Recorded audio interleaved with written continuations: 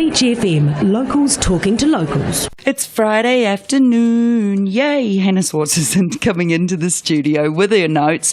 Of course, probably got her sleeves rolled up, ready for jobs for us for the weekend. Good afternoon, Hannah.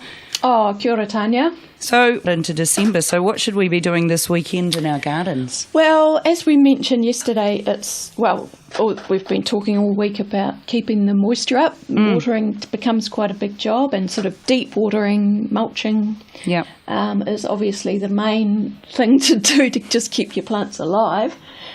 But other than that, it's a good time to just check in with your fruit trees if you're lucky enough to have fruit trees. So at this time of year they'll be forming baby fruit, and so give them a good deep water, leave the hose on a dribble for a little while so that they can get a really deep drink, and that will avoid the December drop is what they call it, where early December they'll just, if they're dry at this time of year, they'll just have a big drop and drop all the fruit. And you don't really want that. No. Because that's why you try and grow the trees, for the fruit. Yeah. If you've got, especially on young trees, you'll need to thin out the fruit. If you haven't already been thinning your apples, you need to get onto that now. Yeah. So often they'll have a cluster of 4 or 5 fruit, and if you just leave them, you'll get very small fruit. So if you thin them out to, I actually thin them to about 2 per bunch, then you get nice big fruit. Check for diseases like curly leaf should be pretty much finished on the peaches and nectarines, but pick off the worst leaves and burn them or put them in the bin. Don't put them in the compost.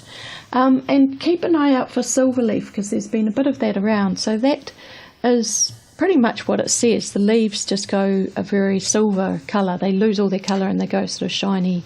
Oh. On white. Both sides of the leaf? Yeah. And that is also, it's most common on stone fruit, all types of fruit trees, but also roses sometimes get it. Yeah. And that's a fungus. So it's within, once it's got into your tree, it can kill the tree. So you want to deal with it. Yeah. You can cut out any affected wood, but make sure you use your don't once you've cut that, sterilise your saw. So either with methylated spirits or fire. Run your blades through the fire, because you don't want to be spreading that to other trees. Oh no! Yeah. You don't think about that, do you?